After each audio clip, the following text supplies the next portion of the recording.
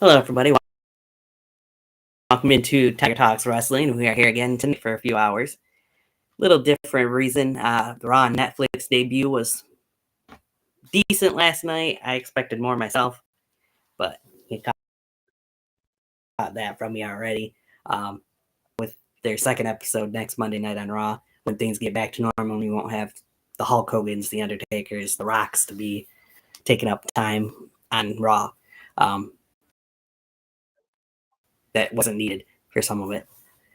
That's my opinion on it. I don't know about yours, John. We didn't need Hulk. That's true. Anyways, we are here tonight, as you see, for the Royal Rumble Retrospective Part 2.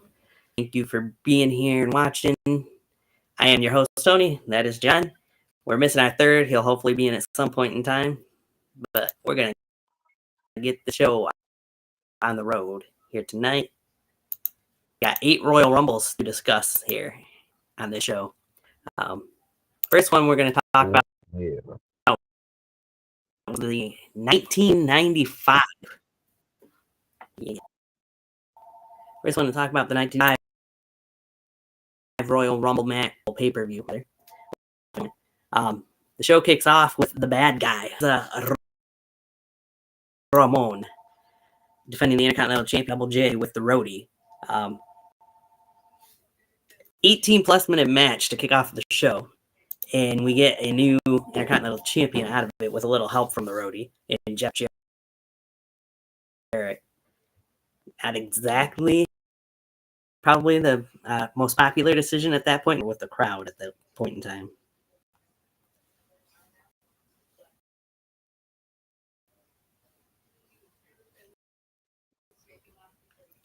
We go from there. You also had DiBiase in his corner. Diesel was the WWF champion and would defend and in a draw. Really good match those two had. And the 1-2-3 Kid and Bob Holly would defeat the $1 Million Corporation team of Bam Bam Bigelow and Tatanka to win the finals of the WWF tournament. And then we go. The rules were a little bit different this time around. You start with your 2, and then every minute another participant match in the history of the Royal Rumble. Only a little 38 minutes in there. So the participants came out as follows. You had the Heartbreak Kid, Shawn Michaels. I go too far into this. Can't forget Pamela Anderson was there as well because she leading or with the winner going into WrestleMania 11 that year as well. The Royal Rumble match. And King, of course, was drooling all over her. No, but that's so you get the Heartbreak Kid. That was all the girls. That is true. But he was claiming the one going home with him after the Royal Rumble, no matter who won the Rumble. Anyways, Shawn Michaels, entrant number 1. The British Bulldog, Davey Boy Smith, entrant number 2. Then you got Eli Blue, Duke the Dumpster Drozy, Jimmy Del Rey of the Heavenly Body, who we all knew as the Barbarian, of course, Sione and the Head Shrinkers at that point. Dr. Tom Pritchard, Doink the Clown, Quang, Martel, Owen Hart, Tim the other half of the Heavenly Bodies. Bushwhacker Luke, lasted the previous Rumble. Jacob Blue, King Kong Bundy, Mo of Men on a Mission, and Mabel of Men on a Mission. Bushwhacker Butch, Lex Luger in his final Royal Rumble appearance. Although Mantar, Henry O'Godwin, Billy Gunn, Bart Gunn, Bob Backlund, Stephen Dunn, Dick Murdoch, Adam Bomb, Fatu, and Lucky Number 30. Again, this Royal Rumble in history of stories to come out of this, I feel like, unlike most Royal Rumble matches, especially with the winner going on to WrestleMania. One thing to mention though, as last Royal Rumble appearance, Luger would be in WWE more months, of course, afterwards, because him and Bulldog were at WrestleMania in a tag team title match, and then he left WWE or WWF at the time, right after WrestleMania to go to WCW. Also, The final four. So you also got to mention how Owen Hart and Bob Backlund were both attacked by Bret Hart on their way to the Rumble. Yes, they were in the ring. Yes.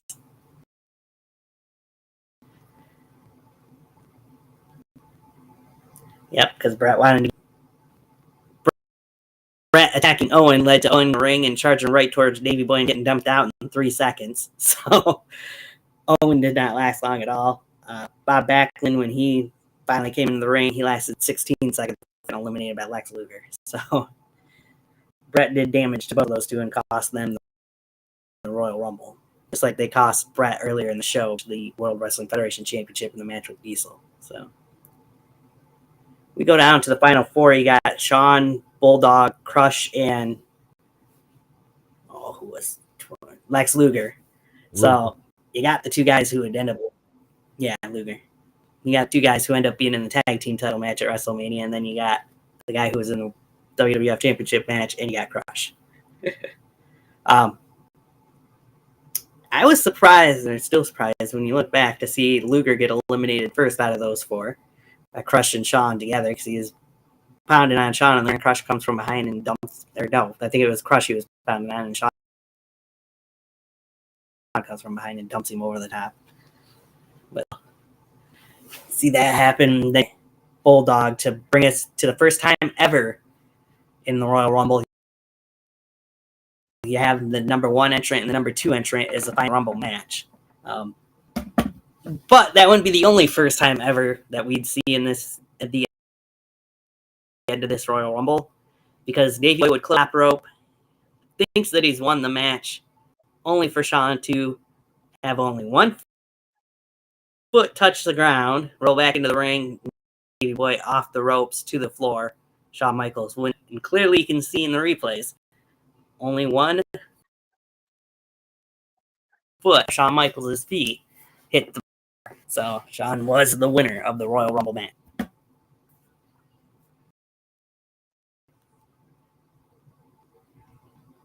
Touched, but the left foot never did.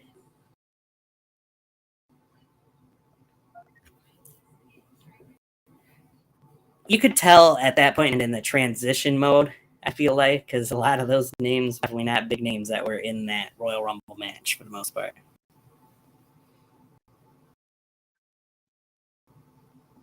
And wasn't that King Kong Bundy's first Rumble match? It was either his first or second. I think it was first. I think you're right. He only lasted 3 minutes in there before getting eliminated by Mabel.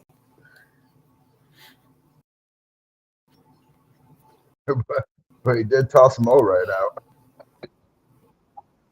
Out in 3 seconds. But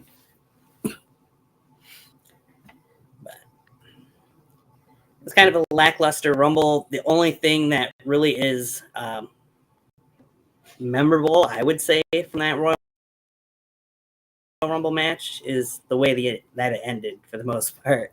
Like first ever in there, but like King Kong Bundy. But still, to see Shawn and Bulldog make it from number 1 and 2 to the finals, and then the way that the match ended was about the only thing that really stuck out the most in that Rumble match, in my opinion.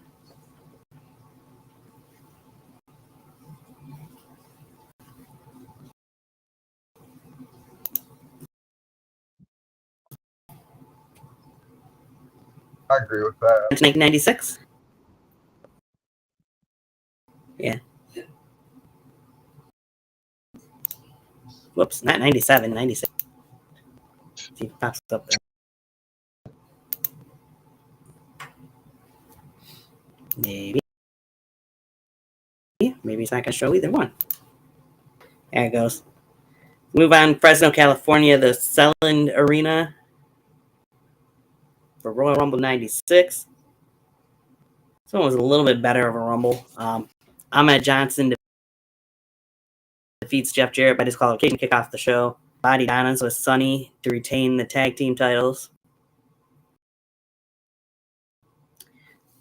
Goldust defeats Razor Ramon to win the Intercontinental Championship. So the Royal Rumble Ramon those 2 years in a row, 95 and 96.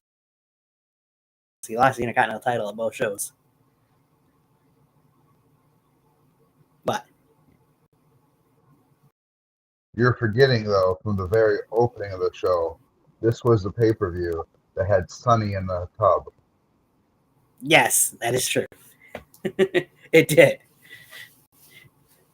They showed Pam Anderson arriving at the Royal Rumble the year before, so they definitely were leaning towards the women, if you will. Help the guys leaning to get the guys involved. But yes. As mentioned, Goldust beat Razor. Get the Royal Rumble match before the main event. Because the very first Royal Rumble wasn't the main event, but it wasn't. Back to the regular 30 men. Every 2 minutes, another participant enters. This one was a little bit more storyline driven, I would say, somewhat, for some of this. As the Royal Rumble match, well, we already knew it was to enter number 1 because they had a match on the free-for-all before the Royal Rumble, where the winner would enter number 1, or winner would enter number 30, the loser would enter number 1. And Hunter Hearst Helmsley got himself disqualified.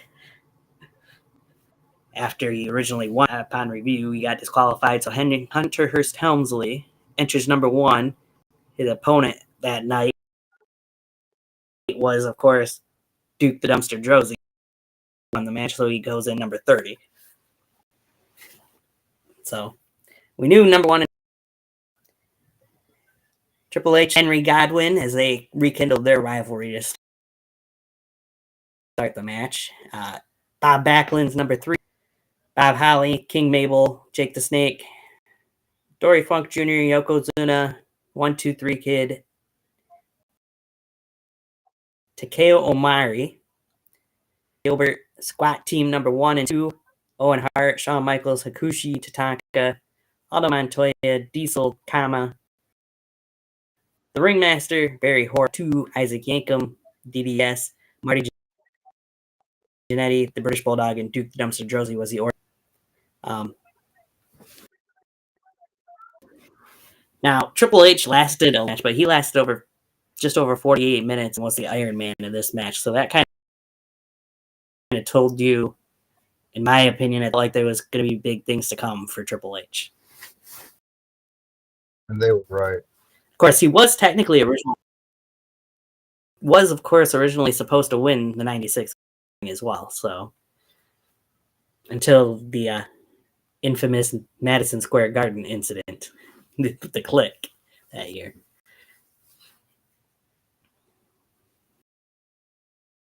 So then he pivoted and gave the King of the Ring champion.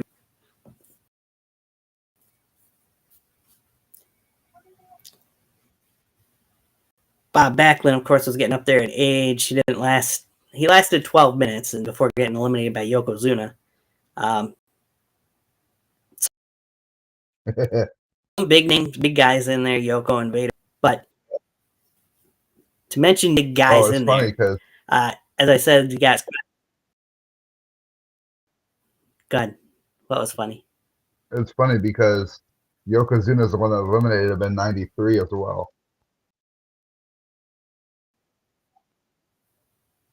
For last eliminating Macho Man to win the match.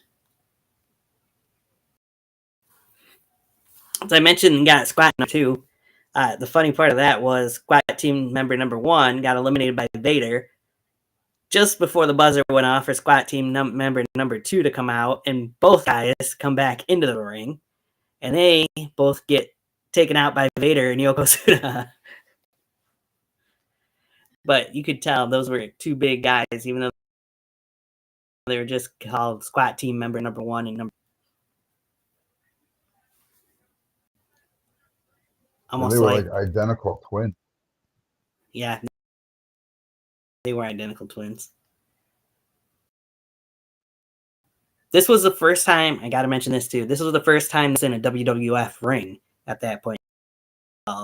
His first Royal Rumble match. Vader was new to the World Wrestling Federation and was being managing, of course, Yoko, Owen, and Bulldog at the time.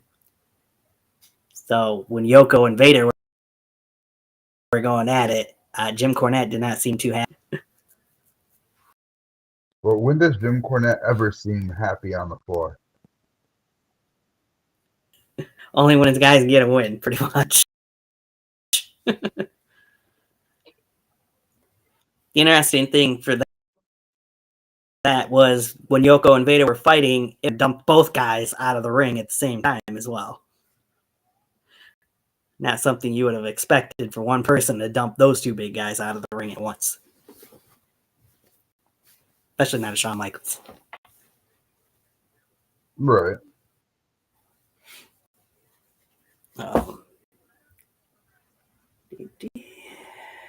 Hakushi. Let's see. 1, 2. Backlund was the first one eliminated, too. Oh, King Mabel was in there at one point. Him and Yokozuna went at it, and two big guys. Mabel end up getting dumped over the top head by Yokozuna to get eliminated.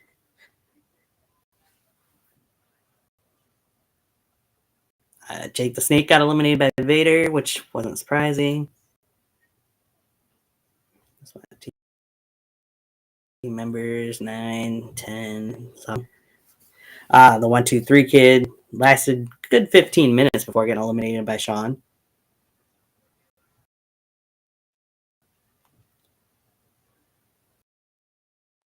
Thing really worth. Jerry the King Lawler. This was that year, so Jerry the King Lawler. When Jake came out, he decided after Jake had brought out his python and laid it on top of Jerry the King Lawler, King rolled out of the ring, hid underneath the ring for most of his 36 minutes that he was in this Royal Rumble match. Also, this first time, and I think pretty much. Also, this was the year that the pig farmer threw all the pig muck right on Jerry King Lawler. Yeah, he threw the slop, got part of Jake the Snake and Bob Backlund, I think, too. Maybe not Jake the Snake, but Philly got a couple of there. Yeah, can't forget that part, too. But King eventually, his time came up because Shawn went out of the ring and found King underneath the ring and threw him back, and then Shawn would eliminate Jerry the King Lawler from the Royal Rumble match, too. So his hiding didn't work out in the long run, but it made it so he lasted over 36 minutes within the Rumble match, technically.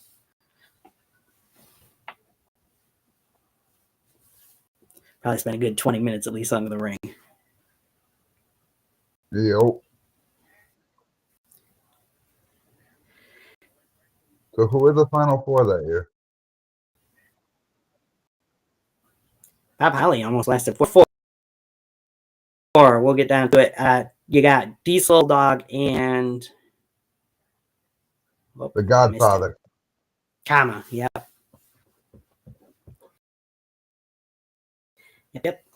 So Bulldog gets eliminated first by Shawn, and then Kama got eliminated by Diesel, which brings us down to Diesel and eliminated Kama and turned right into Sweet Chin Music that knocked him over the top rope to the floor for the Heartbreak Kid to become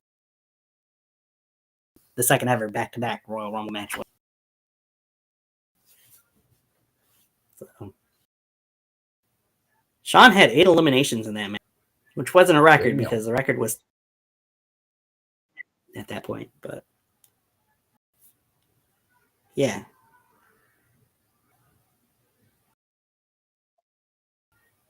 This was Jake Roberts' return at 8 as well.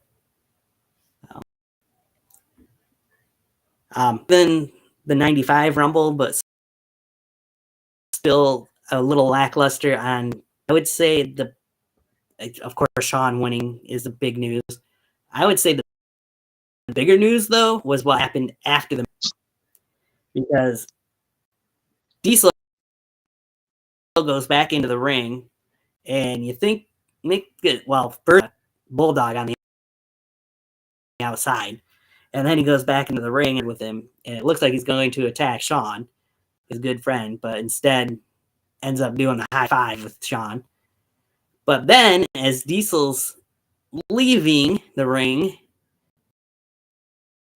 the Undertaker's music hits as the Undertaker's coming out, and Diesel not only gets up in the face of the Undertaker, but ends up shoving Paul Bearer, leading to a brawl between him and the Undertaker, and Diesel infamously saying, "I'm not afraid of the dark."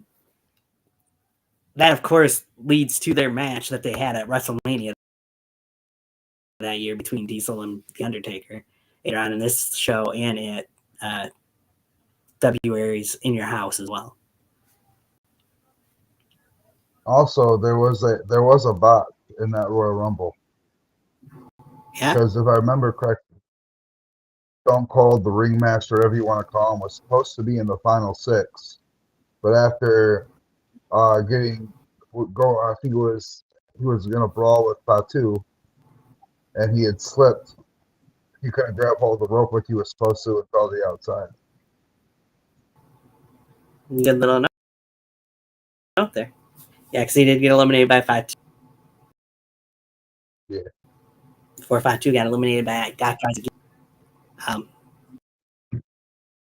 But yeah, that brings us to the main event match. We mentioned The Undertaker versus Bret the Hitman Hart for the WWF Championship. And I rewatched that whole match too, one or the other. It was a really good match between those two. I wouldn't say it was the best match that Bret and Taker had against each other, but it still was really good. They did things, baby faces, you wouldn't think they would do as good guys, but they still did things where he wasn't paying attention when they used weapons at different points. The ending of the match is what you got to talk about most, because Undertaker hits the Tombstone Pile Driver on Bret. Cover, ref counts 1, ref counts 2, and then he gets pulled out of the ring and decked by Big Daddy Cool Diesel, leading to the disqualification. And then eventually gets the word that he's won the match, but by disqualification, and Bret wins and looks, and Big Daddy Cool gives him the 1-finger salute before leaving to end the show. So again, as I said, brawl was just the start of it, because you get that, and then at In Your House in February match for the WWF Championship that he lost in December at In Your House, inside a steel cage, which Undertaker comes up through the ring to pull Diesel into the abyss to give Bret the win there. And then you get the match between Diesel at WrestleMania, which was, of course, Diesel's last WrestleMania match. WWE or F.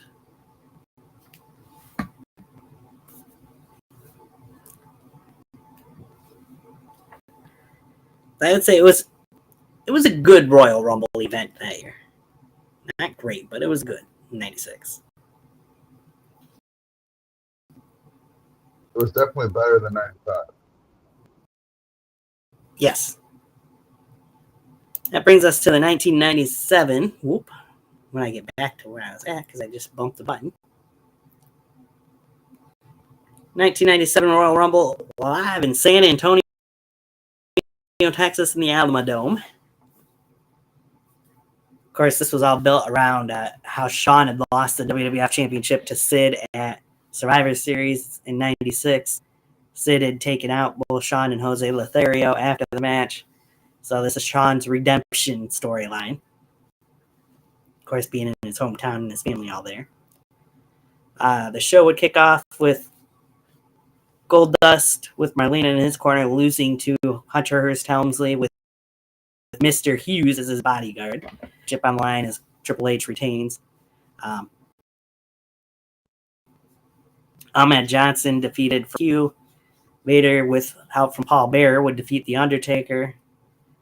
And you got the Mexican guys in a 6-man tag team match as Canik, Hector Garza, and Taro Guayo, however it's pronounced.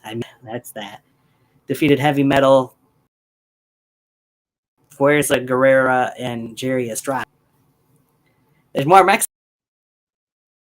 to come in the Royal Rumble match itself as well.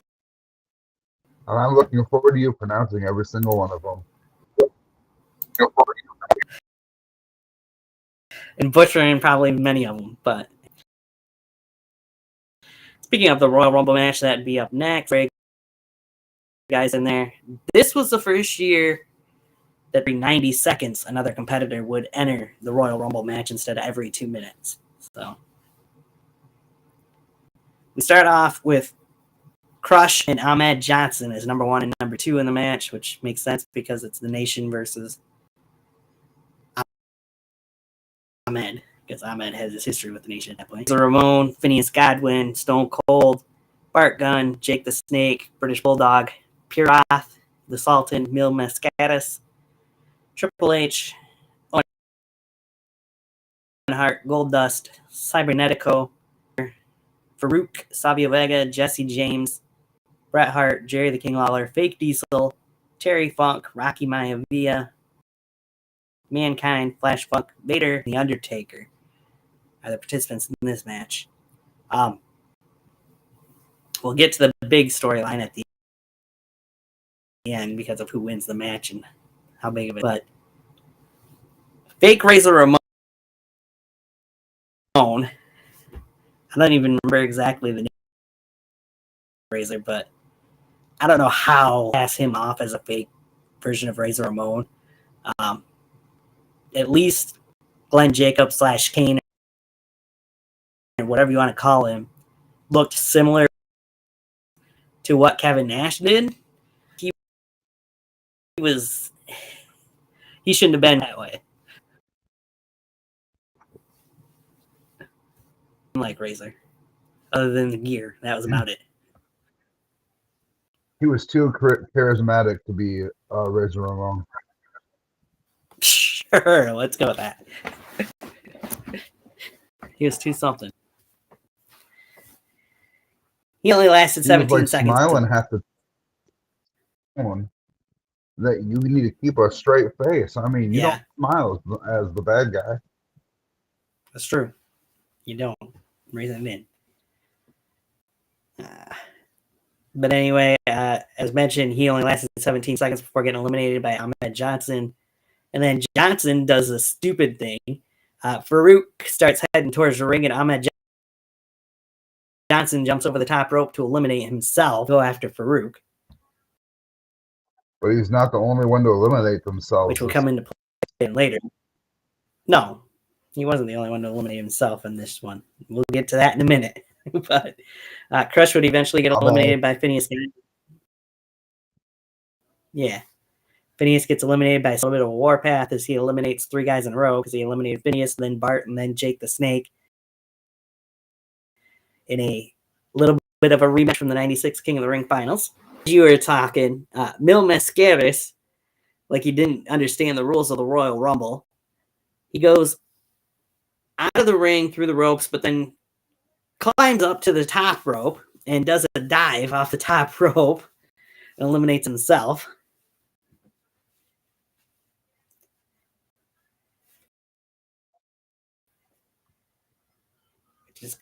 I again bring this up because I mentioned it in our last show. The rules of the Royal Rumble seemed when Macho Man jumped over the top rope, that didn't constitute as an eliminating himself. He got to get back in the ring. But yeah, other people jump over the top rope. That constitutes an elimination here. And they needed to make up their minds on some of these rules.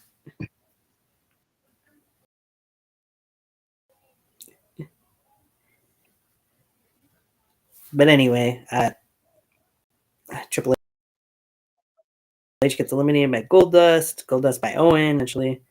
A little payback there. Austin went on a couple different runs. He eliminated Mark Merrow, Savio, and then Jesse James. So Stone Cold, for the second time, really, and by himself, for a brief period of time, and he would sit up on the top rope and look at his wrist like he's looking at a watch. The countdown hits, and we get to 0, and the number is Bret the Hitman Hart. Of course, we know what happened at was it Survivor Series? I think was when Stone Cold SummerSlam or Survivor Series, one or the other. I think it was Survivor Series. So Bret and Austin go at it, and then when the timer hits again, number 22 entrant, you get Jerry the King Lawler's music playing as he comes off a commentary.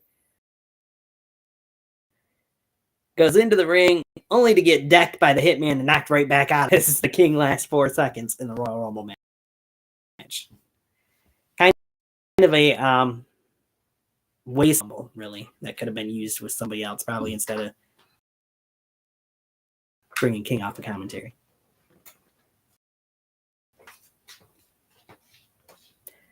Going with that because of the issues between King and Bret, but still.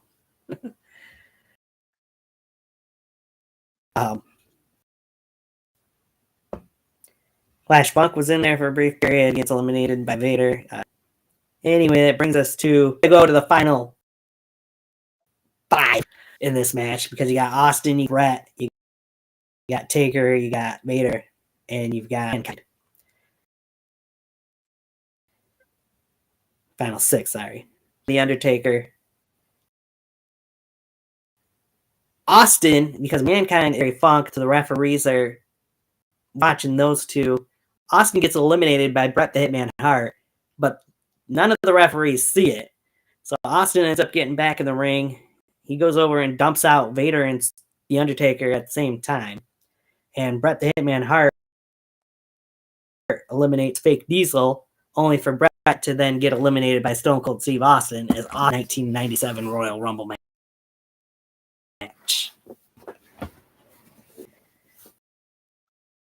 So that was the first time that eliminated from the Royal Rumble and get back technically in there and win it. But it was a misjustice to Bret, and Bret let Vince know exactly how he felt about it after the match. So, just like Undertaker kind of had after his match matter.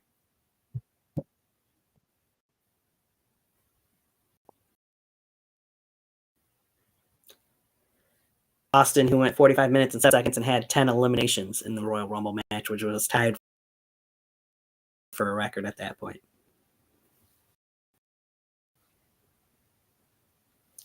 It did come back out after Farouk made his entrance in the Rumble match and chased him out of the ring with a 2x4 as well. So I will say the only name that I think you butchered out of the Rumble entrance, yeah, was Mills. Mascaris. Geddes? Yeah, could be. Man of the match. The man of a million. Was it the man of 1,000 masks? Yeah, 1,000 masks, whichever it was. They had those Mexican people all over the dark matches and free for all, and crazy at that point in time. They had a partnership with AAA, you could tell, that's for sure. At the main event match, Shawn Michaels would go against Psycho Sid for the WWF Championship. Watch that match too, between Shawn and Sid. I don't know if that's mainly because Shawn was sick and all that, but I definitely expected more between Shawn Michaels and Sid.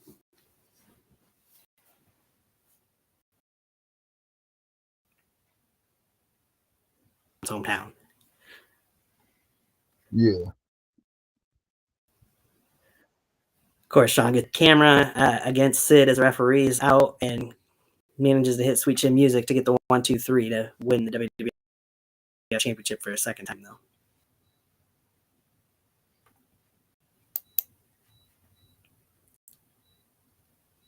That was Shawn's last Royal Rumble appearance for a few years.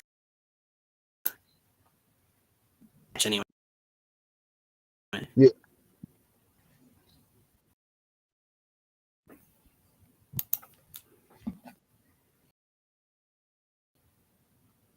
Again, it was a decent Royal Rumble, but Royal Rumble event. We'll get to those later, I think. But the Royal Rumble match itself was a really good Royal Rumble match, with Austin dominating the majority of it. So I guess right, my question on the whole 97 is, yeah, was she supposed to like not get a hold of the rope because of the fight, or was that another accidental slip on his part? I think they wanted to actually have that be the storyline since the referees were all distracted. Okay. That'd be my assumption, anyways. I don't know that we'll ever really know, but.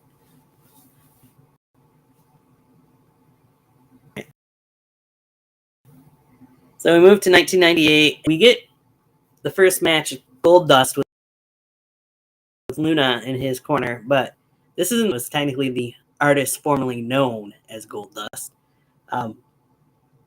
wearing a weird outfit, and makeup and face paint. And he did his whole New Year's baby gimmick a couple weeks prior on Raw.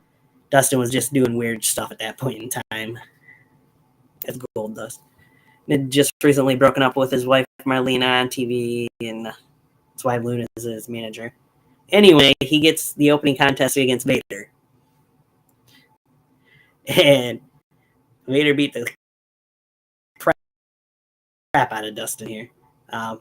It does make artist formerly known as Goldust. But Vader picked. There's a shocker.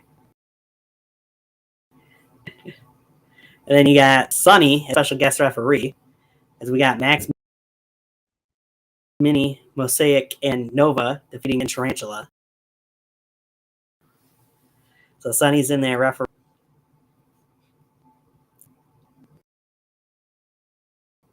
Because everybody was paying attention to what the midgets were doing when Sonny. Exactly.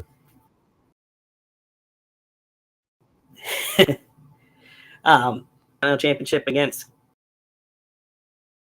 the world's most dangerous man, Ken Shamrock. So here's the storyline here. Rock, the Nation comes out, distracts the referee. Rock pulls out a pair of brass knucks out of his trunks, hits Ken with that, and then tucks the Knox trunks, gets the cover, only gets a 2 count, and then Shamrock eventually gets the belly-to-belly suplex and gets the 1, 2, 3. Ken Shamrock awarded the new Intercontinental Champion. However, The Rock tells the referee to check his trunks. The referee goes over, pulls Shamrock off the top, the second row, and has to check the trunks. Shamrock pulls the Knox out of his own trunks. So the referee reverses the decision and gives the disqualification win to The Rock. Therefore, he retains the Intercontinental Championship. And then Shamrock goes ballistic, attacks the referee, puts him in the ankle lock, attacks a bunch of other referees as well. Shamrock being Shamrock, you know. Yep. The Legion of Doom would defeat the New Age disqualification and tag team title match. Then we go into the Royal Rumble match itself.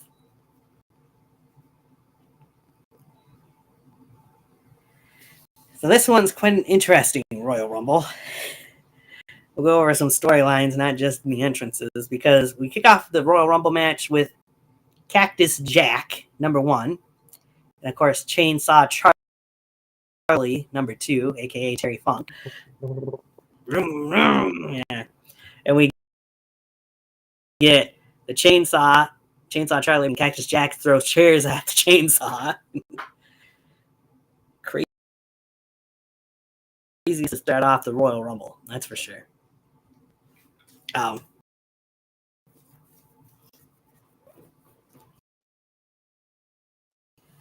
interesting 90 seconds between those two. Have Cactus Jack eliminated when the buzzer gets down to 0, and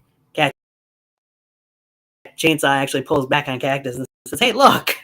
as they're waiting as Tom Trent. He comes into the ring and lasts 12 seconds before he gets eliminated by both Chainsaw Charlie and Cactus. And most people are probably saying, "Who?" because Tom Brady was somebody that did not last long in the WWE. Really remember when I rewatched this for almost.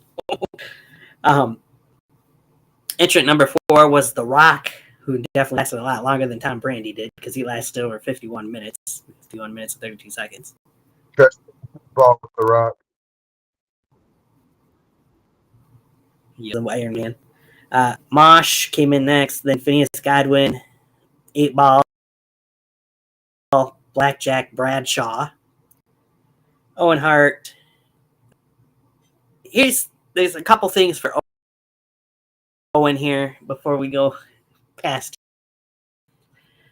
Owen came out and got attacked in the entranceway by Jeff Jarrett, who was the NWA representative, and Jim Cornette, leaving Owen, we thought, out of the match because back. But we'll get into that when we get towards Jeff Jarrett's entrance. Steve Blackman comes out, number 10. Kurgan, Mark Narrow, and then Ken Shamrock back in, which King is saying, hey, you should have never let Shamrock back in.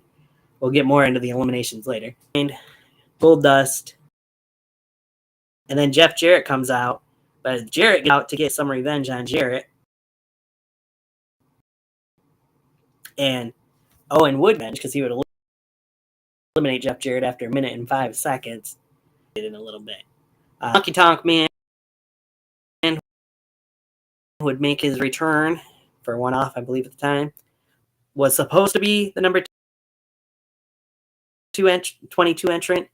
However, nobody came out to know who it was. They thought maybe it was Austin had gotten attacked because there was a thing out for Austin to supposedly be taken out by somebody would help them out. Storyline of that the following year, which we'll get into. All who had been attacked in the back by Los Barricos earlier in the show. Kama Mustafa was number 23. Stone Cold was number 24. We'll get into how he made his entrance in a minute. Henry Godwin, 25. Savio Vega, Farouk, Dude Love, Foley were in there. Chains and Vader was the number 30 entrant. I know I kind of skipped around a little bit with some of those entrances, but talking about how you were rewatching the 99, you mentioned before we went on air, you mentioned what Kurgan looked like. Kurgan looked like a killer in this 98 Royal Rumble, even though he wasn't in there for very long. Yeah. And I feel like that was more than what we'd get when he became part of the Oddities.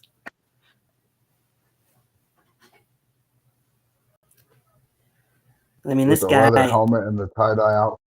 Kurgan comes out there. He did eliminate. He would eliminate Mosh and then Steve Blackman before it took 6 men to eliminate him. 8-Ball, Bradshaw, Shamrock, Chainsaw Charlie, Phineas, and The Rock all teamed up to eliminate Kurgan from the Royal Rumble.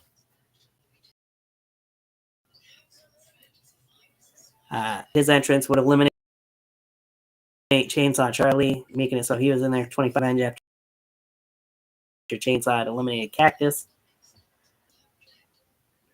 Mankind would get eliminated kind of quickly by the artist formerly known as Goldust again because Mick had to come out as Dude Love at the end of the match. Towards the end of the match. Number 8 was Jeff getting eliminated by Owen. Made by The Rock again. Rocket did a low blow and then dumped Shamrock again for a second time during the night. That brings us to Owen. on the verge of eliminating, I think it was The Rock. I won't swear to it. Of eliminating somebody from the Royal Rumble match, anyways. And out comes Triple H, who was using crutches at the time, and China. China tries poking at Owen with one crutch, and then Owen grabs it, and Triple H hits him in the back with the other crutch and knocks Owen out of the ring and eliminates Owen Hart from the Royal Rumble match, which Triple H kept beating him up with. Yeah, I'm pretty sure it was The Rock. Yeah, I thought so, but I wasn't positive.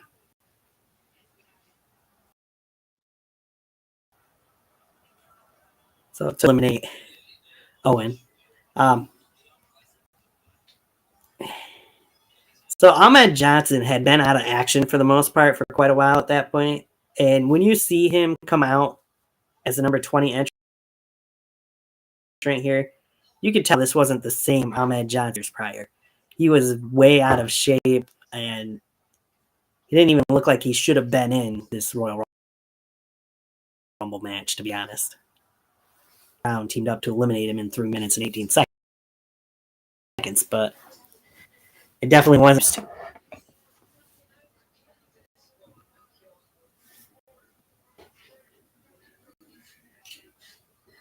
I think that was the last time we seen him. It was 90.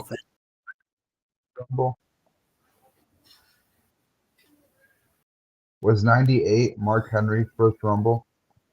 Yes, it was. Part of the nation. It was 97. Nothing. Mark Henry eliminate Phineas Godwin. We'd see the nation fight during parts of it. Again, Skull was supposed to be the number 22 entrant, but never came out. Mark Merrow got eliminated by Austin. There's a little play back to the 96 King of the Ring again. 15. 8-Ball got eliminated by Austin. Blackjack Bradshaw eliminated by Dude Love. Farouk, his own nation teammate.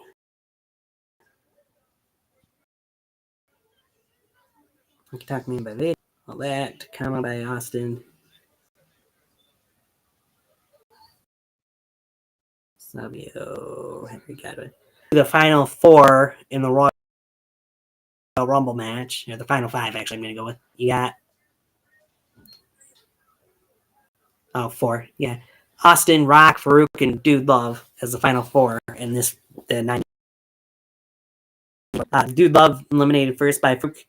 And then Farouk's beating up on Austin in the corner, and The Rock comes from behind and dumps Farouk out of the ring, eliminating his own Nation Domination teammate, which Farouk was not happy about, you can tell. Bringing us to The Rock and Austin as the final 2. Stuff would happen between those 2 guys after that. Rock thought he had Austin out at one point. Austin gets back in, hits the stunner, eliminates The Rock.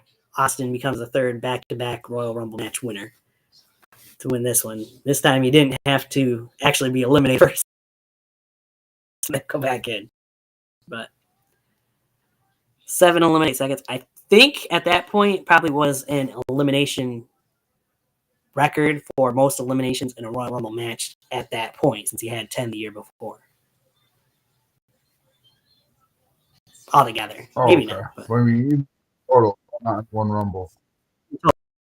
Oh, yes, not in one Royal Rumble. Because wasn't it Hulk that still technically had the record at that point? Hulk and Austin tied. Okay. Stone Cold tied it the year before. It was 10. So when Phineas Godwin got eliminated, he did come down, and the back of his foot did hit Jack Doan and gave referee Jack Doan a concussion. Like we said, when Honky Tonk was coming out, that's when Triple H match get him eliminated. The biggest thing besides Austin winning back-to-back Rumbles, of course, the first and only time we've seen somebody come out under 3 different Rumble matches. It's his baby boy. Yep. And that, he still didn't have that long of a run really in there, because Cactus Jack went 9 minutes and 21 seconds. Mankind went 2 minutes and 7 seconds. And Dude Love went 7 minutes and 53 seconds in the Rumble.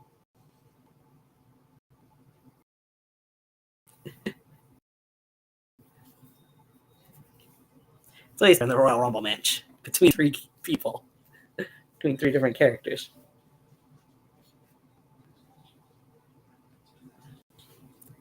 That brings us to the main event. Final Four. The casket match for. He was. That's true. Brings us to the casket match for the WWF Undertaker and the Heartbreak Kid Shawn Michaels. I forgot he was in this Rumble at the end of it, but so this was actually Shawn's last one for a while in a match. Because this was where Shawn Michaels at one point gets back body dropped over the top of the casket, and that would require the surgery that would keep Shawn out of action on his back for 4 years, damn near.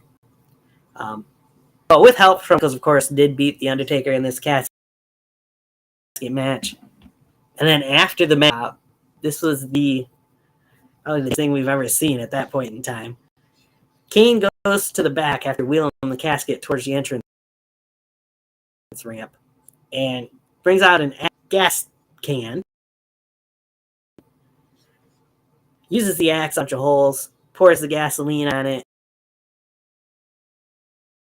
or whatever it was, matchstick. It's the casket on fire with the Undertaker. We know he wasn't actually inside it, but still, we've never seen a casket get torched like that up to that point. That closed out the show.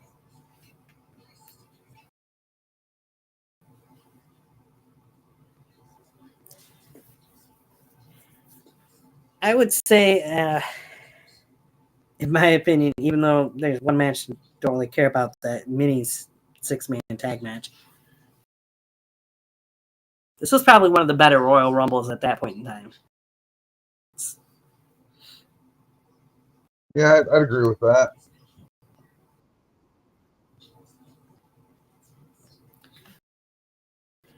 And then on the flip side, that in a minute, but oh, here we go. We move on to the 1999 Royal Rumble. No chance in hell. Anaheim's Arrowhead Pond.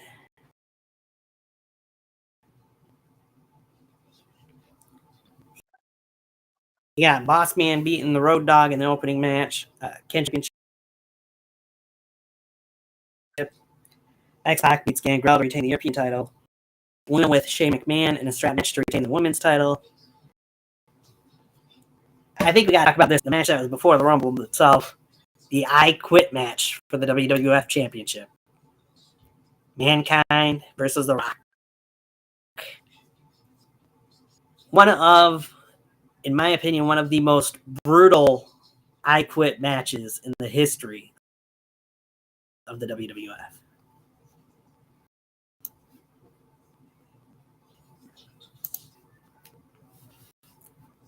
So my thing with Mankind, this is the fact that Mankind was not the first person to say I quit. The Rock was.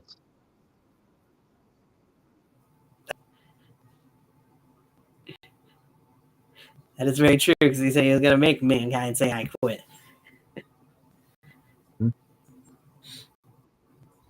We'll get into that.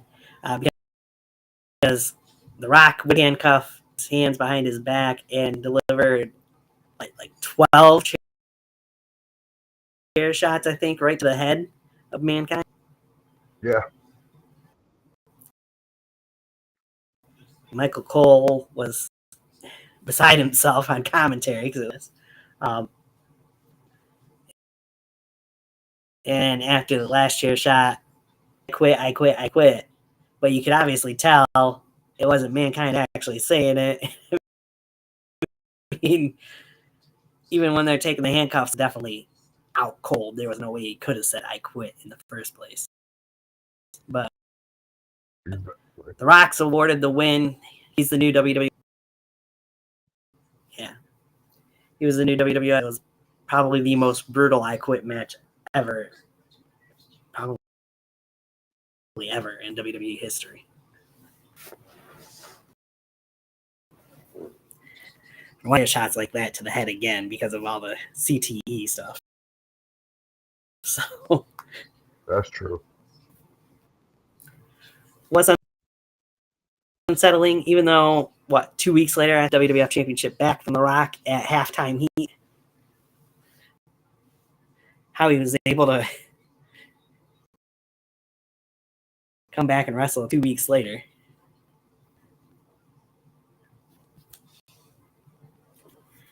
And then you got the Royal Rumble match. Now, Stone Cold Steve was awarded the #1 spot McMahon here. This line, of course, all leading up Austin versus McMahon for this Royal Rumble match. Vince McMahon decided he would be in the Royal Rumble, but he's going to enter number Shawn Michaels. Says, no, you're not going to enter number 30. Mr. McMahon enters number Rumble match. So we got Austin and McMahon to kick off the Rumble. Vince has put out a bounty on Stone Cold Steve Austin, where if any man can take out Austin, they would get, $10,000 that Vince said he'd give him?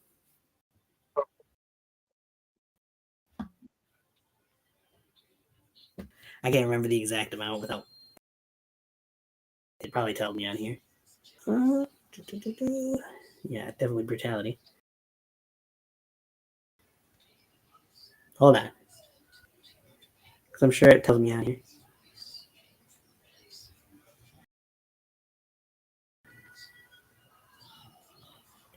Oh, nope, doesn't tell me right there. So it might tell me above. There's a lot of storylines that will come out of this when I get to it, though.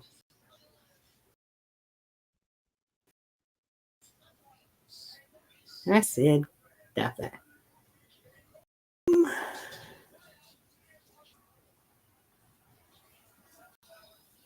Yeah, it doesn't actually tell me the amount on there now. I thought it would. Anyway, there was a bounty anyhow, where if anybody took out Austin, they'd get some money from Vince anyway. So we got those two men to kick off the Rumble match. You were just saying something about this guy before we went on the air. The number 3 entrant to the Royal Rumble match after Austin beats the tire out of Vince for 9, could have eliminated him, is Golga. For anybody who doesn't know who Golga is, he was a guy that was under a mask and part of the oddities, but we all know who under that mask was, aka John Tenta, aka Shark, aka whatever you want to call him. I will say though, it looked like he had lost some weight for this gimmick. He looked pretty good, but he got in there and got eliminated pretty quick by Stone Cold, nonetheless.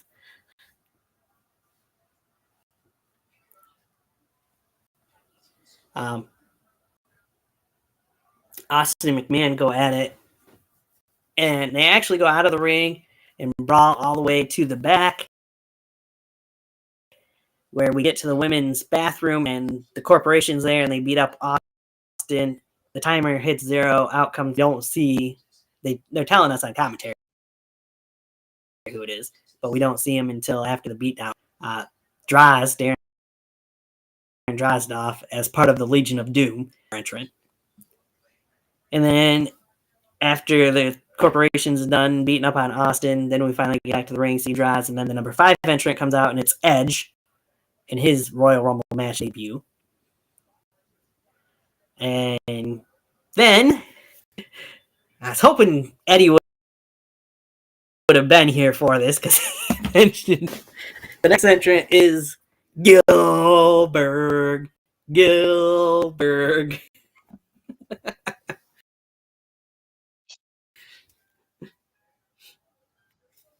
who comes in last 6 before getting eliminated by the Rated R Superstar. Before he was a Rated R Superstar.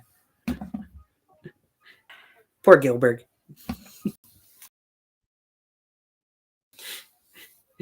he kept going over. Then we get Steve Blackman, Dan the Beast Severn, Tiger Ali Singh, the Blue Meanie. Then the number 11 comes out there. And he comes out and as he eliminates Dan Severn, then Steve Blackman, then Tiger Ali Singh, and then Mabel would eliminate Draws before lights go out. And when they come back on, you got the APA. They eliminate Mabel from the match. They beat him up, and The Undertaker and Paul Bearer, as they had said they were going to make a sacrifice in this Royal Rumble match, and it looks like Mabel's going to be that sacrifice. They beat him up all the way to the back of a hearse to take off. Austin had been loaded up into an ambulance from his beat down before the hearse part comes into play, and we'll get into that in a minute. Because even when that hearse go away, that's when Austin returns in the ambulance and gets. Road Dogg was the number 12 entrant. Gangrel, Kurgan, Al Snow, Goldust, Godfather, Kane, Shamrock, Billy Gunn, Ted Alvinus, X-Pac, Mark Henry, Jeff Jarrett, D'Lo, Owen, and was the first ever woman in the Royal Rumble. It was number 30 entrant. After Mick gets eliminated by Road Dogg, so does Al Snow.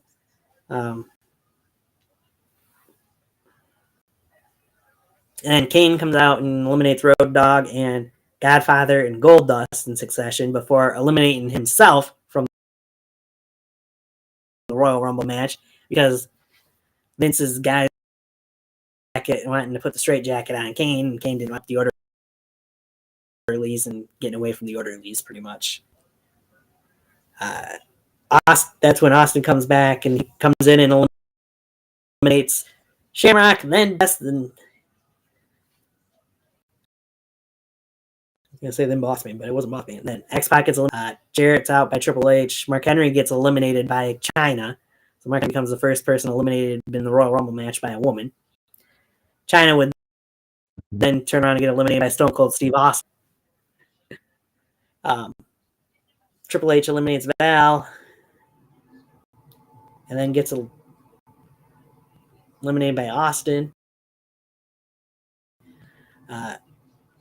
Owen gets eliminated.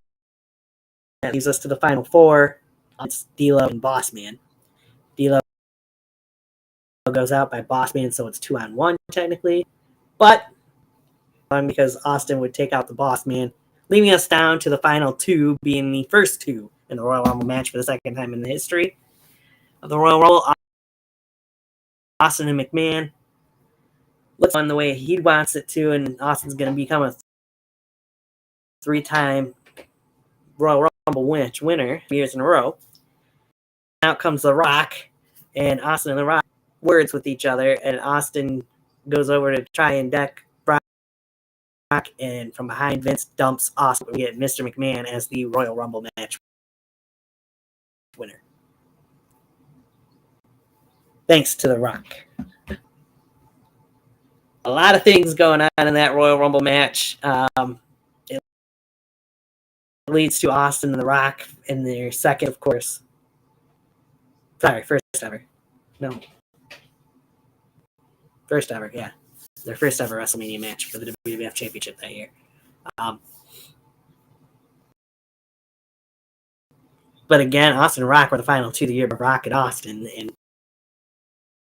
besides Austin and McMahon, so they kind of playing off both of them.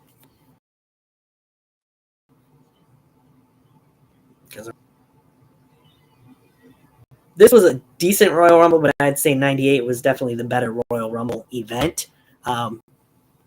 We could have went without Vince McMahon winning a Royal Rumble, though. Anybody else would have been a better choice. The main event at WrestleMania anyway. Austin should have just repeated.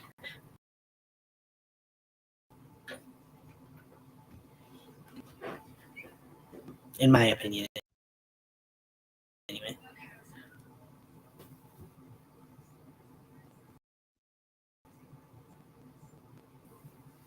You got a point. I mean, if you're gonna have Austin there anyways, just give him the win. It makes no sense to why Mr. McMahon had to even have an opportunity. Right? You won a Royal Rumble match, pretty much. It's like, really? What's the point?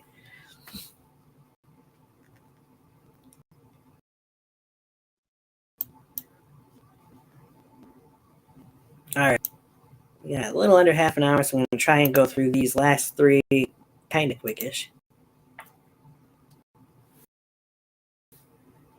Still haven't seen Medi, so.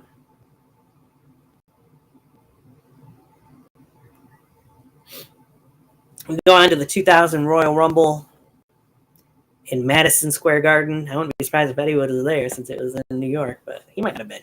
He might have been. He probably was, but we'll see. Like I mentioned, I was just rewatching the beginning parts of this Royal Rumble, and I forgot how I could have just sat and watched the entire thing. But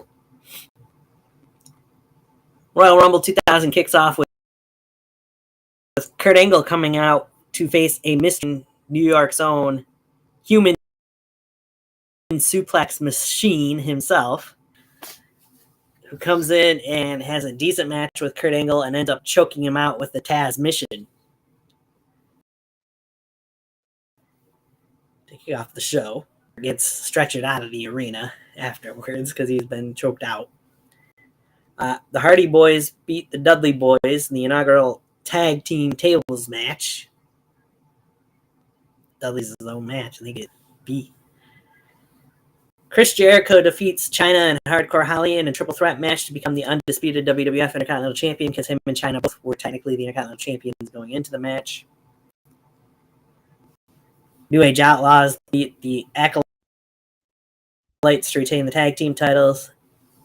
Triple H defeats Cactus Jack to retain the WWF Championship. After the match, Triple H gets stretchered towards the back, and they're trying to put Cactus Jack on a stretcher too, but Cactus is not having any of it. He gets up on his own 2 feet and goes after Triple H and ends up bringing him back to the ring and hits him in the head with the 2x4 wrap. One of the damnedest spots happened towards the end of this match as well, because Cactus Jack did get backdropped a bunch of thumbtacks by Triple H, and you can see the thumbtacks in his back throughout the rest of the match and afterward. Hell of a street fight between Cactus Jack, like probably a match that will be remembered forever, pretty much. Those two men had there at the Royal Rumble.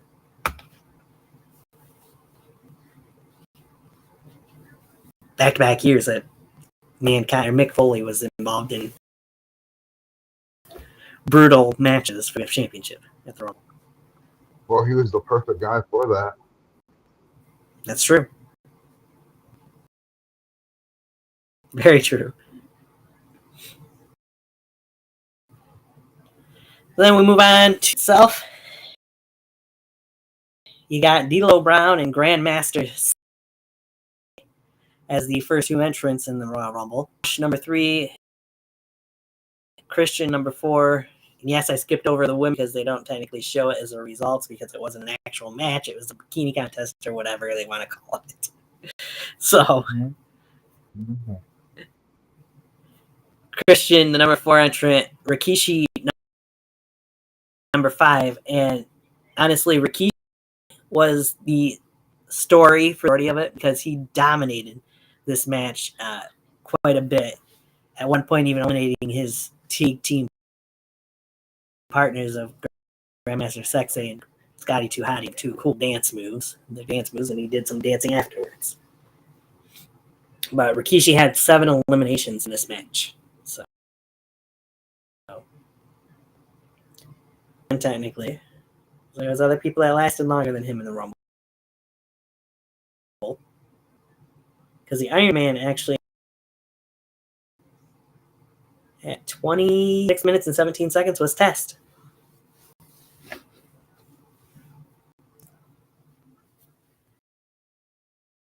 Yeah, we got D'Lo, Grandmaster Rikishi, Scotty, Steve Blackman, Viscera, Boss Man, Test, Bulldog, Gangrel, Edge, Backlund's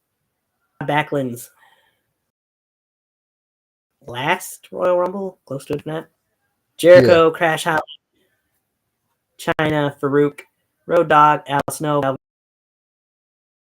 Venus, Prince Albert, Hardcore Holly, The Rock, Shaw Kane, Godfather, and X-Pac as a number 30 entrant. One storyline that went throughout entire members, Funaki and Takaru came to the ring, even though they weren't eliminated and got dumped over the top. Taka actually got thrown over the top. I think it was the second time they came out and landed face first to the point that they had to send him to the hospital for a concussion, I believe. Had to have been the story for it. It was just terrible the way he landed. You can see it even watching the replay back when they re-show it later in the Rumble match. Not a good landing for Taka. Funaki did come back out a couple more times. He never landed the ring. That's for sure. Not only that, but also when Farouk came out, the Mean Street Posse came out and attacked him and ended up making it so Farouk wasn't in the Rumble very long. Same for Bradshaw. They came out, went after Bradshaw, even though Bradshaw got the better of them, all three of them out of the ring. He ended up getting eliminated right afterwards. So,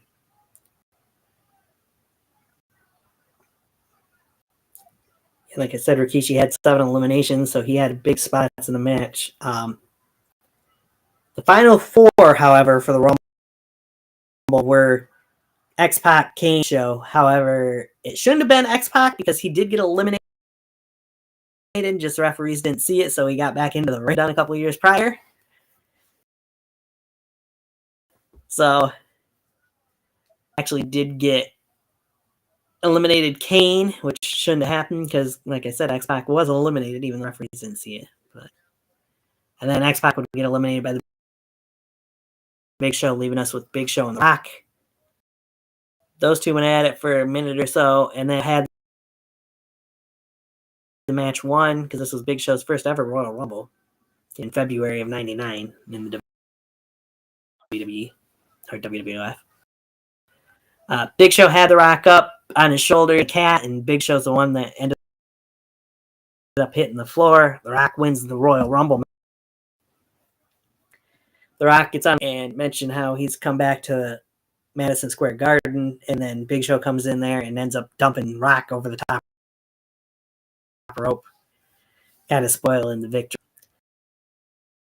Upon review, they would claim, anyways, or show, his feet did hit the floor, so we, out of all this, would get The Rock is still the winner of the Royal Rumble match, but we'd get a fatal 4-way at WrestleMania 2000 for the WWF Championship, as you get Rock, Big Show, Mick Foley, and Triple H. McMahon's one member of the McMahon family in each. So,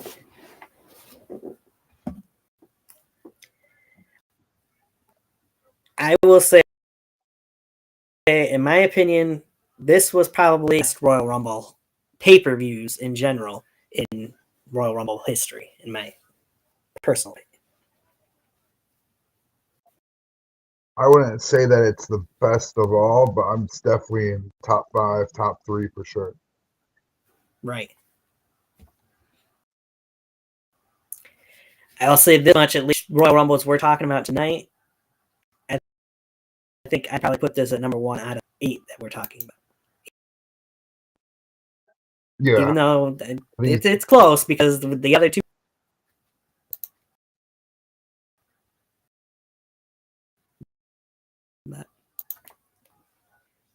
All right. In New Orleans, Louisiana, you got the Dudley Boys and Christian to win the WWF Tag Team titles to kick off the show. Chris Jericho beats the Wolverine in a ladder match to win the Intercontinental Championship. Ivory with Steven Richards defeats China to retain the Women's Championship. I believe from what I've seen, like I said, I skipped through most of these matches. I believe China ended up getting stretchered out of the arena after that match, too. Yes. And then In the semi-main event, Trish Stratus in his corner ends up beating Triple H with Stephanie McMahon Helmsley in his corner to retain the WWF Championship. Bring us to the Royal Rumble match itself. You got Jeff Hardy and Bull Buchanan of the Right to Censor kicking off the match. This went back to the original every 2 minutes for a new entrant to enter.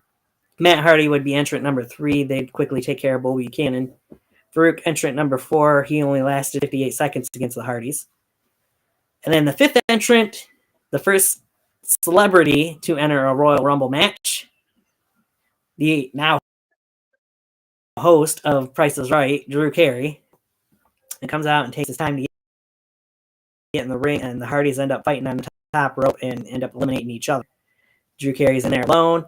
Timer hits 0. Eddie just now, see that we're live. We'll see if he pops in. Hits 0. Drew Carey's in the ring by himself, and the number 6 entrant rather, the big red machine, Kane. And if you're Drew Carey, you're in the ring shitting yourself pretty much because you got this big red demon coming towards the ring. Kane takes him, circles the ring before he comes into the ring. Does the whole pyro thing.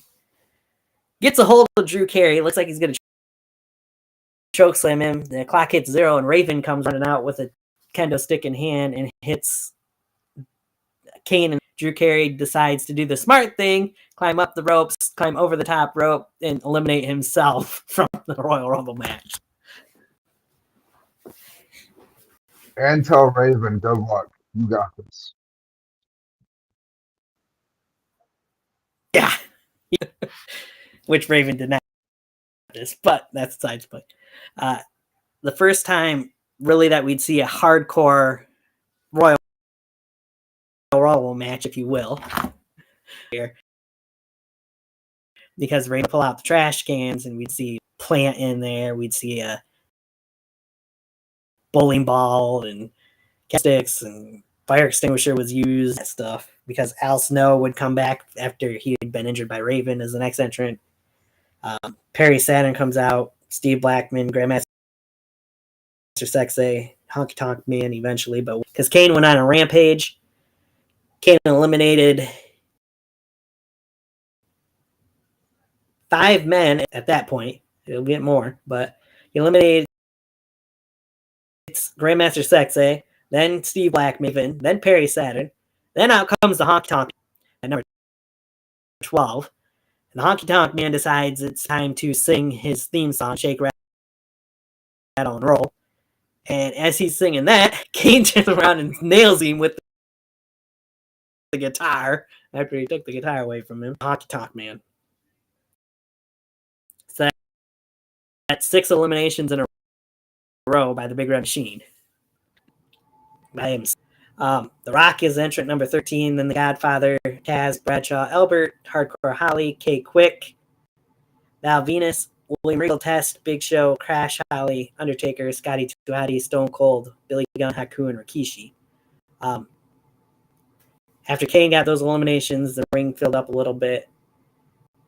The Godfather would get eliminated by The Rock pretty quickly, actually. Taz got eliminated by Kane.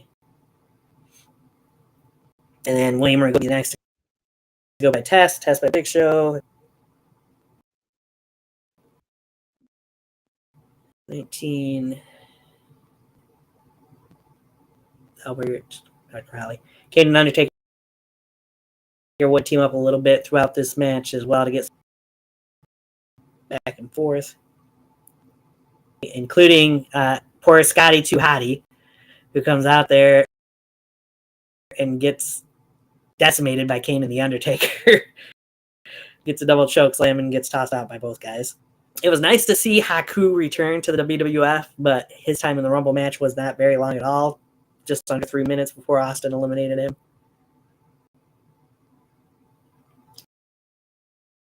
The Undertaker would get eliminated by Rikishi with the final 5 rather. Rikishi gets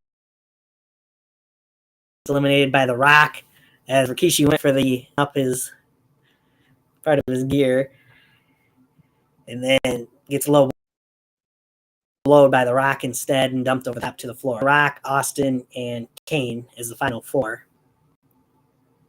Kane was definitely the Iron Man of this match and also would set a record, which we'll get into. Eliminated by Austin, and then The Rock would get eliminated by Kane. Of course, that's jumping ahead a little bit because Rock had been chokeslammed through the announce table by the Big Show as well. But that leaves us with Stone Cold and Kane as the final two men in the Royal Rumble. Looked like Kane might have been on his way to getting the win, but Austin had other ideas. The chair was brought in. Austin nailed Kane with the chair 3 or 4 times before clotheslining Kane over the top to the floor to win the Royal Rumble match, become the first ever 3-time Royal Rumble match winner. But Kane, as I said, did set an elimination record in the Royal at that point in time with 11 eliminations. Something that not something that's held up still, but speaking of Eddie, he's in the comment section, says 2001 Royal Rumble should have been Drew Carey's big moment. I want him to win the Royal Rumble. Well, we knew Raven wasn't going to win. Why is it always Raven? Right? I don't think we'll ever see Drew Carey in Royal Rumble again, but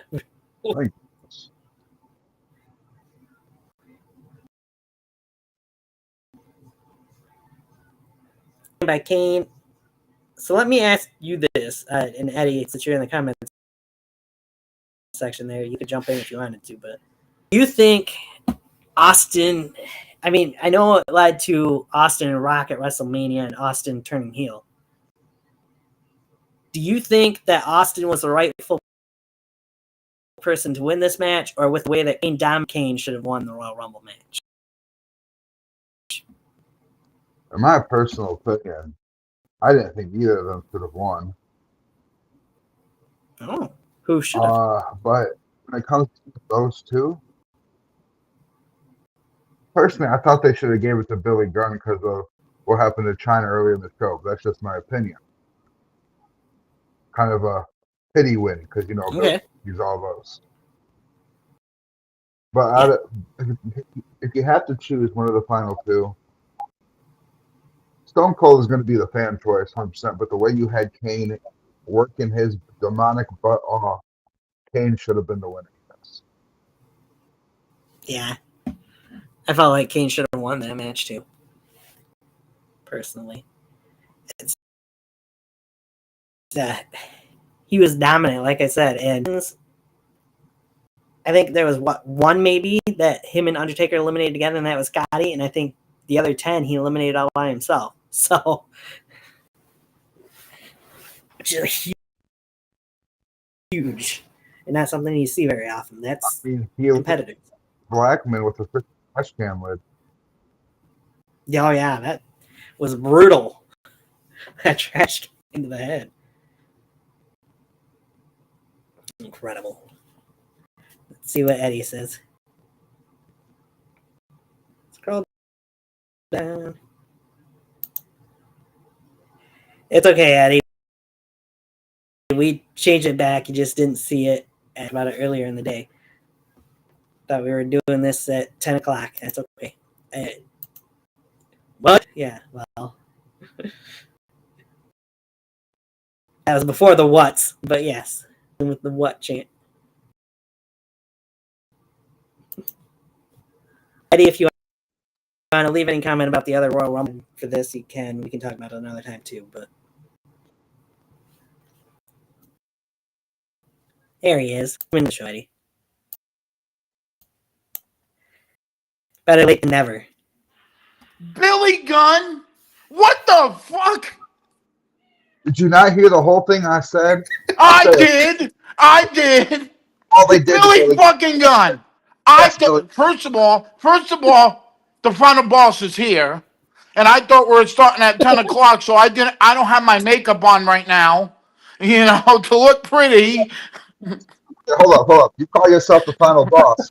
How's your head doing after the ping pong match when you had a trash down your lid back in '98 between Cactus Jack and Chainsaw Charlie on your bitch jabroni ass, Rocky boy? Hey, I won the 1999. I made Mick Foley say I quit.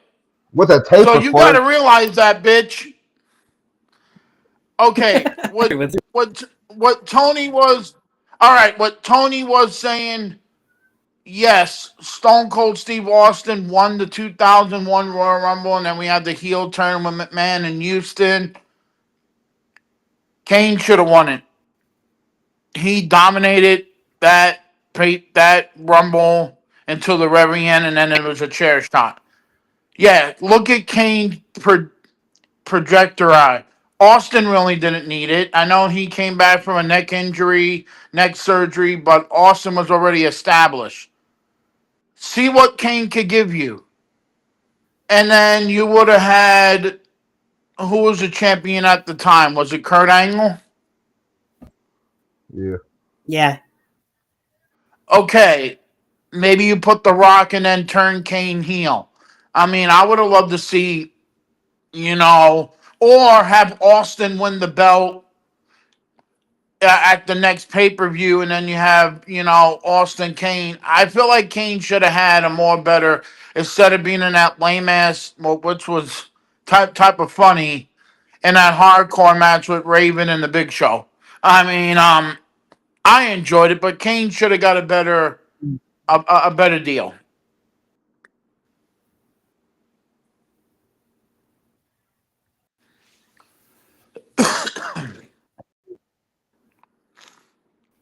Oh, and but the other all Raw told, I it was don't pretty. care about. The other Royal Rumbles I don't care about because they were the Dark Ages. The one I liked was the '97 one because they were going into the Attitude Era. And I still think Bret Hart should have won that. But with Michaels losing his smile, we didn't get a chance to see the rematch from WrestleMania 12, and I would have loved to see that WrestleMania 13, but I think they did the right move with Taker and Sid for the title. So that's my opinion on the other ones. So yeah. And again, I thought we were starting at 10 o'clock, and my back. That's okay.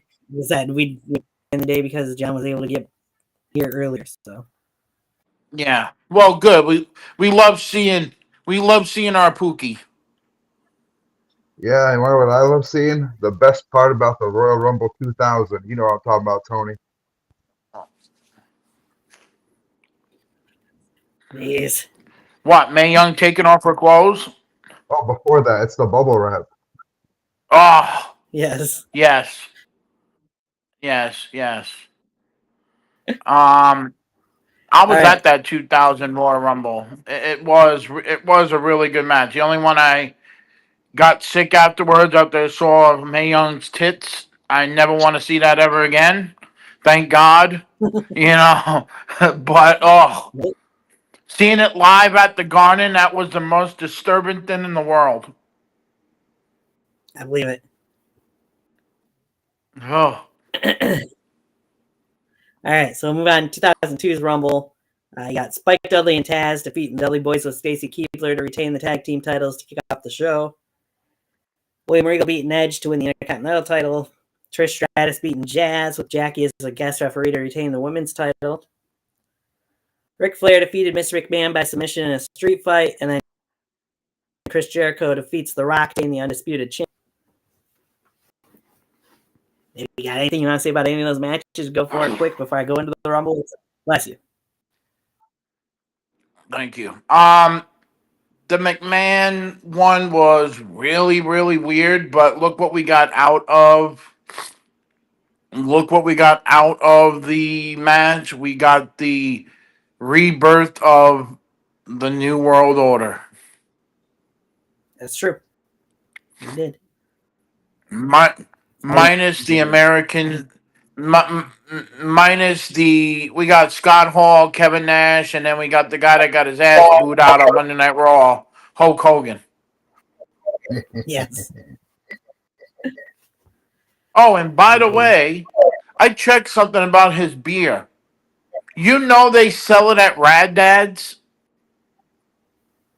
Yeah, they sold it at the hockey arena during wrestling night too, for the Lumberjack. Oh God, I bet that thing tastes like desperation and loose hair.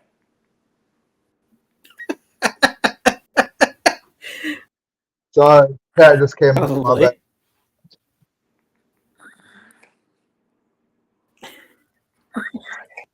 Move on to the Royal Rumble match. Go over the entrance real quick. Rikishi, Goldust, Bossman, Bradshaw, Lance Storm, Al Snow, Billy, Undertaker, Matt Hardy, Jeff Hardy, Maven, Scotty, Too Hotty, Christian, DDP, Chuck, Godfather, Albert, Perry Saturday, Venus, Test, Triple H, Hurricane, Farouk, Mr. Perfect, Big Show, Kane, RVD, and Booker T. First story to go with on that. The Undertaker dominated Undertaker. Of course, Undertaker put them both on the shelf previously, and got a little bit I lost. So hopefully you still hear me. Team Extreme got a little bit of comeuppance. However, they did Undertaker. And then afterwards, Lita gets back in the apron after Matt got eliminated and gets pie faced off the apron by Undertaker, who then gets beat up by the Hardys. Maven's in there, and Maven with the drop kick and the biggest shocking elimination in the Royal Rumble history, as Maven eliminates the Undertaker from the Royal Rumble match.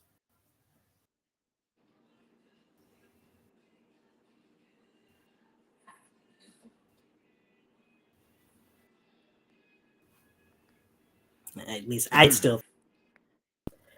From that, Maven gets.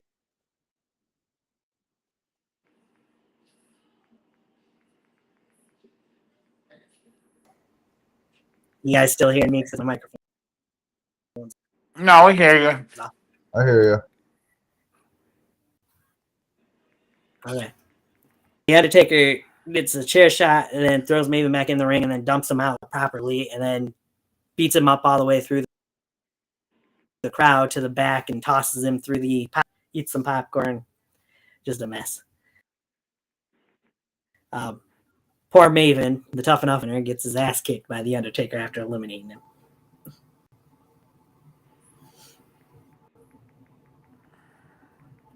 Stone Cold, when he gets out there, kind of takes control of the match, eliminates people left and right, and himself. So he decides, I'm going to throw Christian back in the ring, give him another stunner, toss him out again. Goes back out, grabs Chuck Palumbo again, tosses him in the ring, hits another stunner, and tosses him out. Or Triple H ends up coming out there. So one spot we got Austin and Triple H going at it, and I know this is going to go past the 8 o'clock hour, so I'm going to miss a little bit of NXT because I can't turn my TV, but that's okay. At it, the buzzer hits. Out comes number 23. It's Austin and Triple H are down. It's the Hurricane, who then chokeslam. And instead, Triple H and Austin kick and make the Hurricane go flying. They toss the Hurricane out of the ring.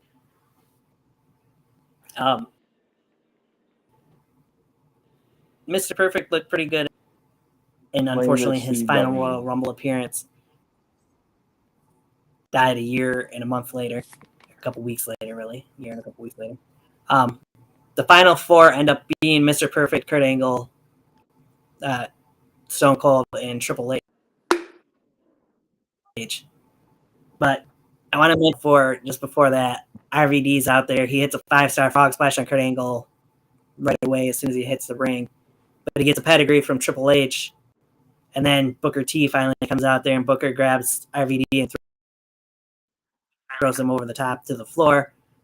Booker does Rooney, and then gets eliminated, leaving us with the final four.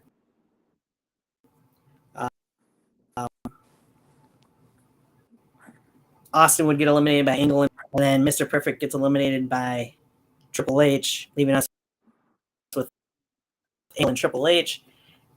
Angle top thought he eliminated him, but Triple H on the floor. Triple H comes back in. Of course, this is Triple H returning from his first quad injury. Triple H ends up clotheslining Kurt Angle over the top to the floor to win the Royal Rumble match to go on to face the undisputed WWF champion Chris Jericho at WrestleMania. So the big return for Triple H, because he gets the win, of course, because you got to make Triple H look good in his return match. And I will say, when he did before the Royal Rumble, I think it was one of the loudest pops that you could hear on Monday Night Raw history. Oh yeah. When he returned out the Garden, he looked amazing. You know, coming off of that injury and that tag team match with who else? Jericho and Benoit. You know, so it was a good return. I did like the final four of the match. You know, you had the previous winner, Austin. You had the wild card in Kurt Hennig, may he rest in peace. And then you had the two guys in Kurt Angle and Triple H who would have their rivalry, and still to this day I always thought that Angle worked good with everybody. You know, and all that. So yeah, I thought it was right.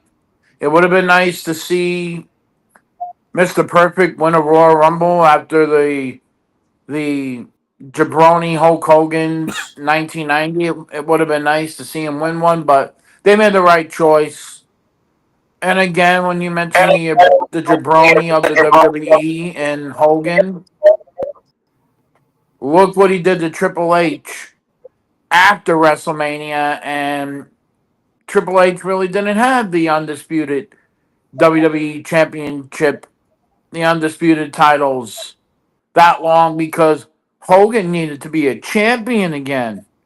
Well, you know, I was now back then I was like, oh great, he won the title. Now I just look back like, good thing the Undertaker dragged your ass on a motorcycle, bitch. You know, what the fuck? They put Corey Graves back on NXT. Really? That's weird. Yeah. So it's gonna be Wayne Barrett and on Yeah, I know Wade and Joe that's do wrong. They put him on Smack, and he don't look happy. Don't know that Corey Graves does not look happy. Well, he's supposed to be the Michael Cole, last I knew. So whenever Cole decides to step down, I wouldn't be happy either if they have him back in NXT, unless he wanted to do it. They could have put Wade Barrett down. I think Wade Barrett would have been perfect for NXT. You know, my God. That's wrong. Yeah, but it was the right choice. John, what was your opinion on the Royal Rumble match 2000?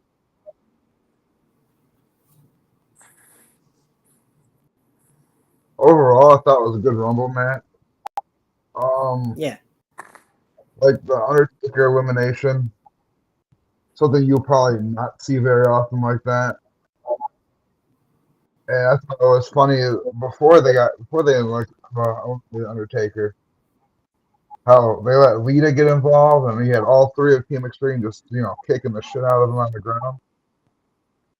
But I think overall, probably one of the best parts was, like Eddie was saying, and I'm sure you were saying it as well, Tony, was the fact we finally got to see Mr. Perfect again. And even though he wasn't around for a long time, he still had a great showing in that match. But Booker T, let me get this started. Booker T, stupid ass. Why are you doing a spin up fucking Rooney in the Rumble match? It's not allowed. That's how you get eliminated, and Stone Cold fucking proves it.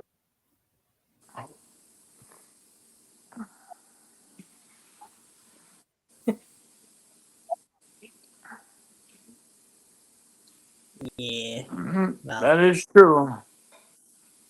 That is true. He wanted that Rumble Rooney. yep. Yeah, he got tossed right out the Rumble room too.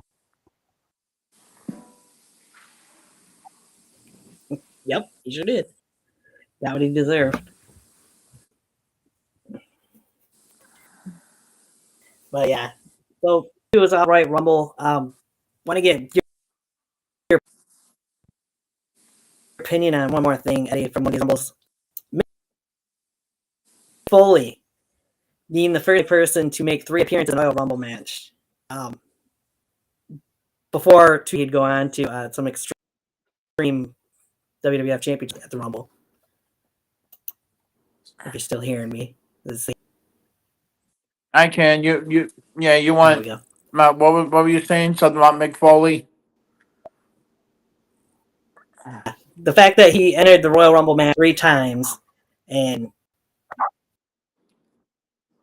98 and then go on to have Royal Rumble matches for the WWF Championship after that, a couple years after.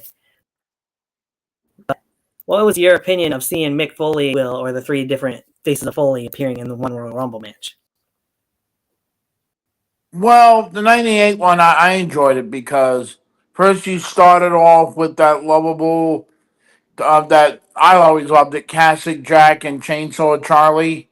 I mean, that shows that these guys can go. And then you had the Deuster and Dude Love. I mean, I thought it was really, I thought it was really the commentators are trying to figure out, like, wait a minute, there's only supposed to be one, it's 3 of them. Hey, it's Mick Foley, and it was fun. It was fun at the time. So I enjoyed seeing Mick Foley being the 3 faces of Foley in the Royal Rumble. I mean, are we ever gonna get that again? No. No. You know, only if somebody has a split personality. I mean, but yeah, I enjoyed it. It shows Mick Foley's towards the end. You could see that that poor boy was that poor man was all gassed out because of all the beatings he got. But it showed what he wanted to do for the company, and it paid off for him. I mean, if you look at it, 1998 was a banner year for Mick Foley. I mean, True. world championship matches with Stone Cold Steve Austin. The match that we all talk about, I know John will agree with me too. King of the Ring when he flew up the Elimination Chamber. I mean, sorry, Hell in a Cell match that still gets talked to by today. I mean, he was a part of some iconic moments. I mean, hell, he was part of the iconic moment when the DX Army was Right. was reborn with X Pac and the Outlaws. I Yep. mean, him winning the World Wrestling Federation title from The Rock with the help of Austin. In that Mm-hmm. iconic moment, he's doing the Rocky thing to his son and saying, you know, Daddy's coming home. And plus, if you look at matches that he had with The Rock, you know, at Rock Bottom and the famous no arena matches that, and you could tell me if I'm wrong. A lot of people in the world of wrestling still today is trying to copy that no fan an empty arena match. They can't. Mick No. Foley knew what he was doing, his creative mind, and still to this day, people are trying to copy that. When you have 2 guys in The Rock and Mick Foley that have chemistry. And if you go back to that one on Sunday Night Heat around the Super Bowl, you ever Halftime think heat. that The Rock will answer the phone? And, I mean, if you look at The Rock and he's talking to a guy on the phone saying, hey, I'm sorry, mankind can't come to the phone right now because I'm whooping his ass. I mean, come on, that is instant classic right there. And then you hear Vince McMahon like, look how studly he looks. Like, damn, you got an orgasm over a match. Like, good for you. But and plus, one more thing before you see what you guys like. We got one of the greatest titles ever created in 1998, the Hardcore Championship. Yeah, And I know you that's must true. have an opinion on that, but it's a part of WWE history. I mean, hell, a lot of people that you never thought would be hardcore champion. I mean, look how it made Road Dogg's career better. Road Dogg Well, is not considered the guy that was Double J, the real Double J singing "With My Baby Tonight." I mean, Al Snow. I mean, hell, even Bob Holly, a guy that was a fucking race car Right? driver. A guy that was a race car driver became a popular character in WWE because of Mick Foley getting that hardcore title. If it wasn't for Mick Foley, I don't think guys that were undercards would ever get what they. I still consider that Hardcore Holly should be in the WWE Hall of Fame of his career, not before Yeah. when he was a race car driver, but afterwards because he reinvented his whole career, and he still has to thank Mick Foley with that gimmick, the hardcore title. So that's my opinion. I think Mick Foley should get Mick Foley's career in 1998 after three faces of Foley.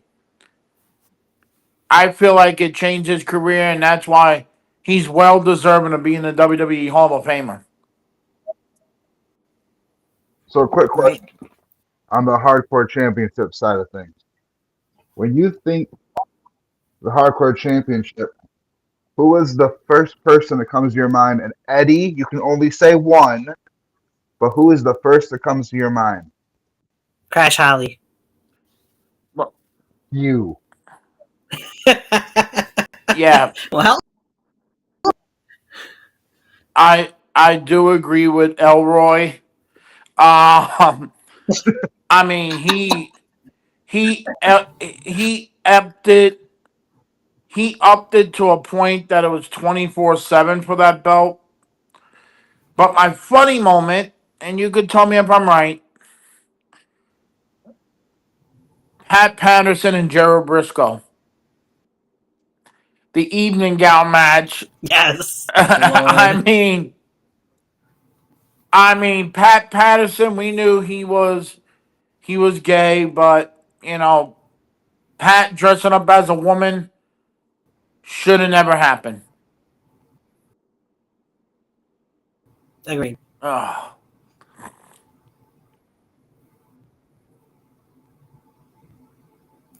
Yeah, Crash Holly made the hardcore championship, in my opinion, when they had a 24/7 rule. So, Yeah.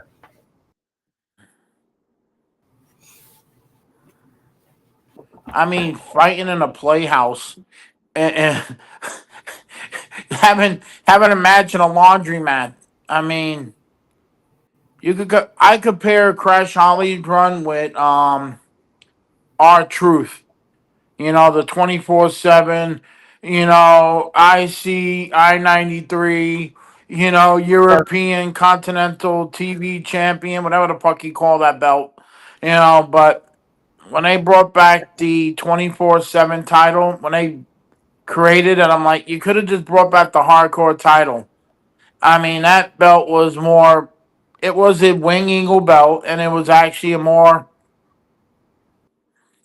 I always thought the 24/7 title looked like they made it for Gumby. Something like that. Yeah.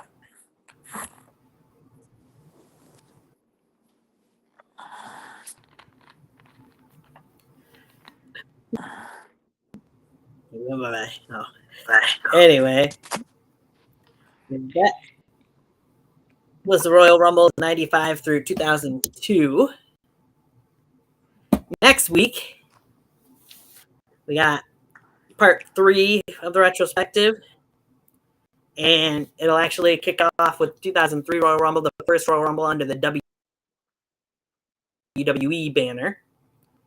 We got 6, 7, 8, and 9 to talk about next Tuesday. So be on the lookout for that. The plan is at 6 o'clock next Tuesday.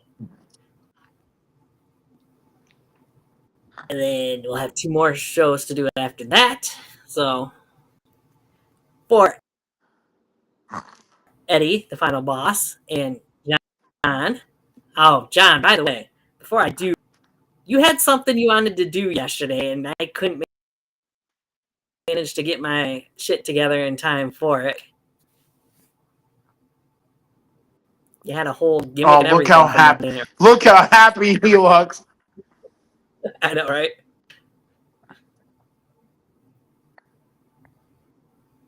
He looks like he got the magic ticket from Willy Wonka.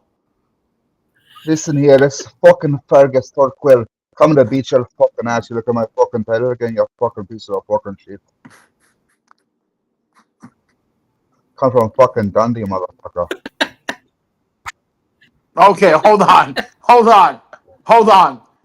You said Crocodile Dundee. He's Australian. Why did you sound like you were Scottish? No, I came from fucking Dundee, Scotland. Oh, Dundee, Scotland. Oh my God.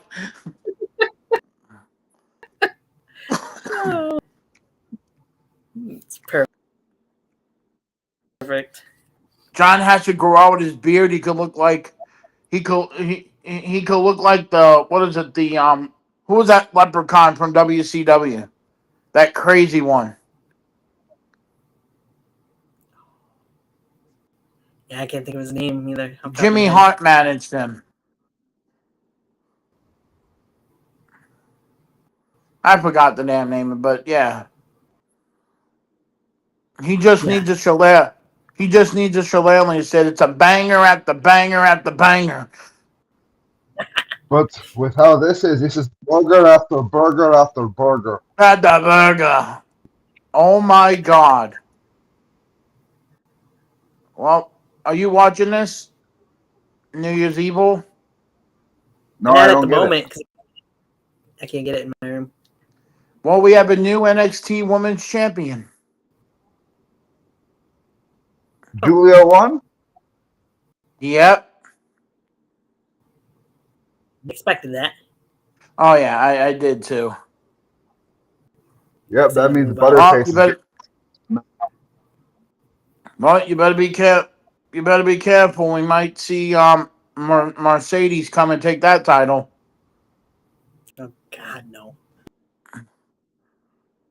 No, the person who's going to take the fucking title is Stephanie fucking Vaccaro. Okay, that's the only fucking matters right now. Fuck Nikita Lyons. Oh, you know. Well, Roxanne's going up to the main roster. More likely. All right. As I was starting to say before I remember the promo to push there for Raw yesterday that we didn't get a chance to get to. Thank you guys for being here as always. Thanks for everybody who's watching either now or later. Thank you for the 100, might be a little over 100 views now that we got for our watch along yesterday. We will catch you guys next week.